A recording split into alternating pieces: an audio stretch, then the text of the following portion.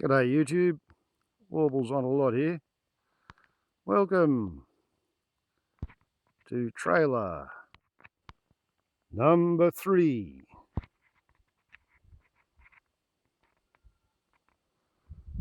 Those of you familiar with my channel will have figured out what the next sequence is likely to be. Those of you who haven't already seen it, report to my solo hazard reduction burn program playlist and look in there for a video titled The Perfect Burn.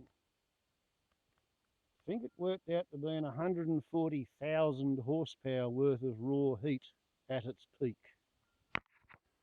And as the ad campaign used to say, when you're on a good thing, stick to it.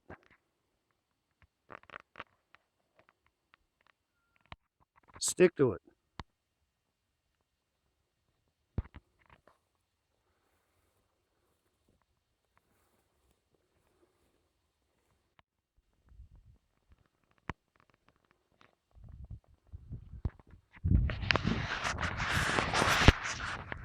Here we go. Only takes 3 trailers to be bigger than me. But as you can see, from the charcoal line on the ground, there's probably, I don't know,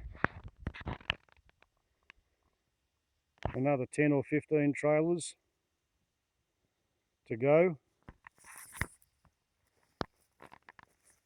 before it's ready to burn. If it's going to be anything like a rival for last time. I note the battery in the paddock basher is full, despite the overcastness of the day. And for connoisseurs of true hillbillyism, cast your peepers on this.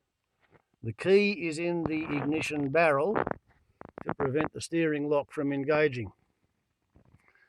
The electrical part of the ignition lock has been transplanted from where it properly should live, and it's all been secured by cable ties because the ignition lock itself had finally failed.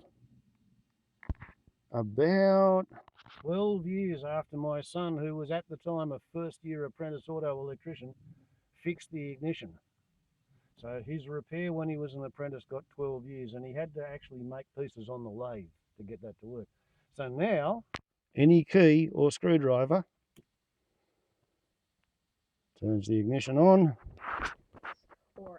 and the radio starts. So I'll turn that off.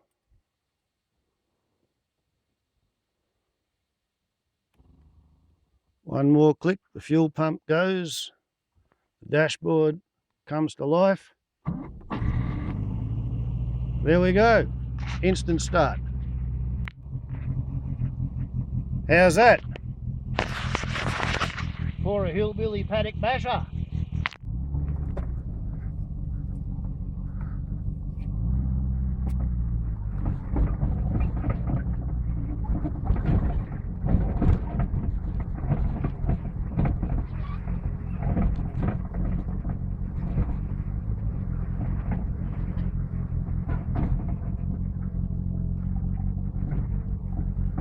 We have to go this way because the gully's too wet.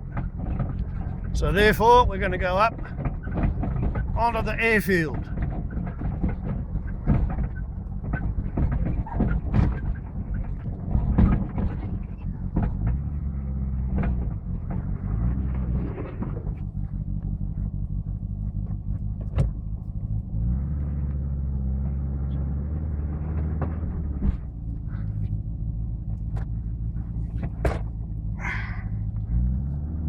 This is really quite good fun one-handed. But it's doable. It is doable.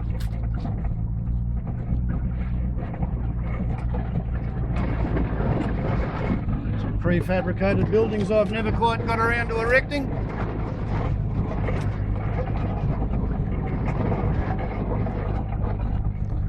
Pleasant little glade.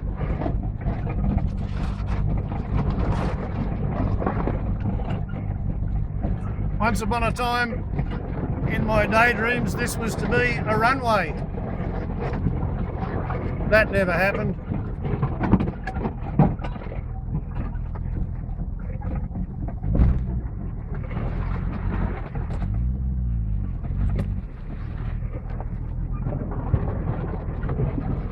And this was to be the main runway. One aeroplane took off, or landed, and then took off on this runway once in 1991.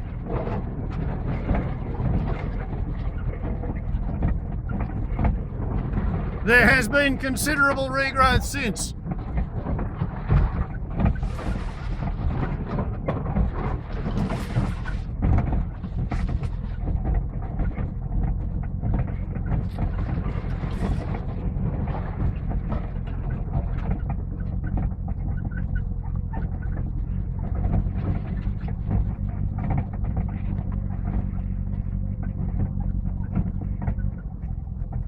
Can't go past a friend's place without dropping in.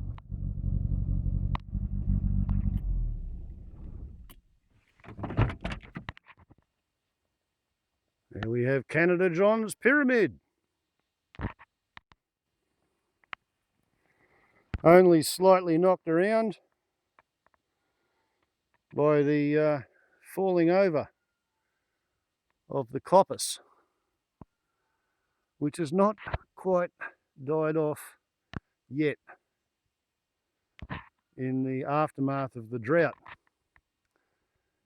A lot of trees which seem to get through the drought then have succumbed or are succumbing, and I'll try to remember to stop and show you some of them on the way from here back to the hut, succumbing to a problem wherein during the drought the soil dried out to the point where the soil bacteria died, and the trees rely on the soil bacteria to actually manufacture the nutrients that the trees then absorb, or the plants then absorb through their roots. So everything was only just barely clinging to life through the drought, and then when the rains came, the soil got waterlogged, the last of the bacteria dies, the tree starves, and then when you get a windstorm it falls over. I think this one fell over in about 2018, 2019. It's been on the ground for a while.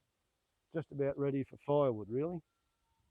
And somehow Johnny's fuselage with his Australian Ultralight Federation registration sticker on it had fallen upside down. He was 44 when he died, and he loved pyramids. So, on we go. Pick a key, take a key.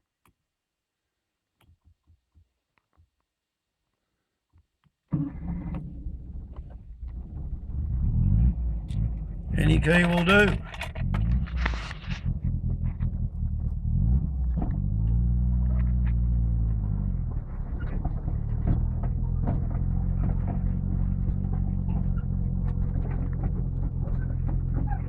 Hadn't run this car for about a year when I decided to get into some of the dead trees and move them away from my camp. Had to put steering fluid into it, had to put brake fluid into it. I bought some oil for the engine but didn't need it. Had to tighten up the fan belt. Did 2 loads dead firewood. Now here's a pretty good example of what I was talking about.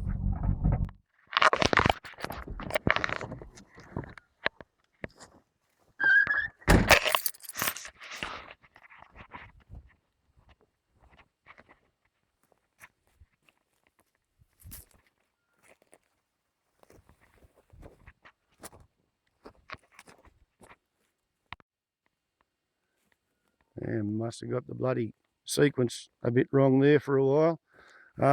Anyway, as you can see, all these leaves are diseased. The plant's immune system's not up to dealing with whatever insects are chewing on it. And even though it got through the drought by epicormal regrowth, which is what you call it when it puts out all these little desperate secondary attempts. And as you can see, this epicormal regrowth is alive, whereas some of this stuff down here, it's left over from 2018 when the tree bloody near died and come back to life. But the same thing's happened over there.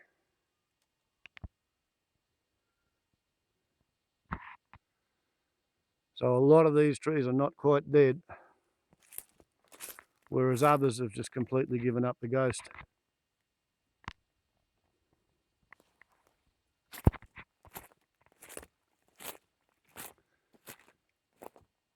So at some point,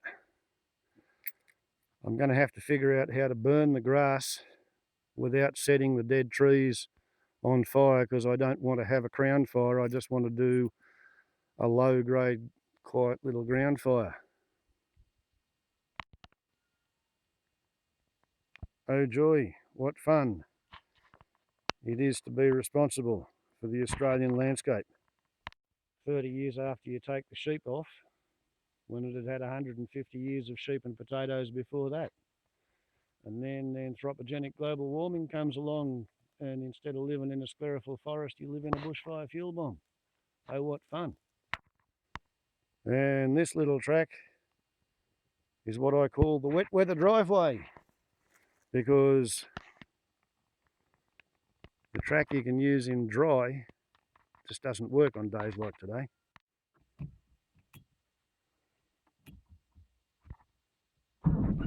Whoops. Should have done that earlier.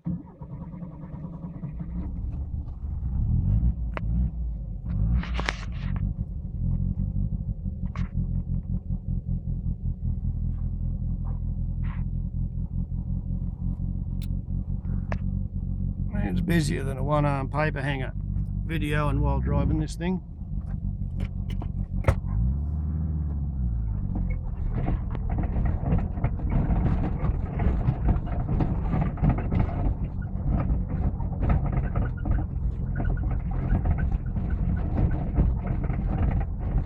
And oh look, what's this? All of a sudden we come on a parkland where somebody's been running around with a Tanaka brush cutter 500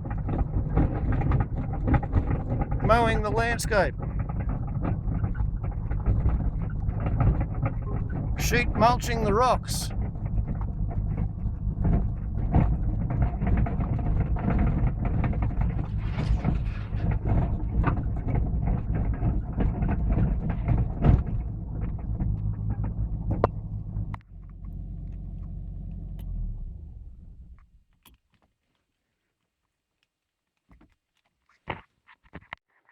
And that looks like being the next load to go up there to the pile. Never a dull moment when living in the forest. Warbles on a lot to YouTube. Ciao.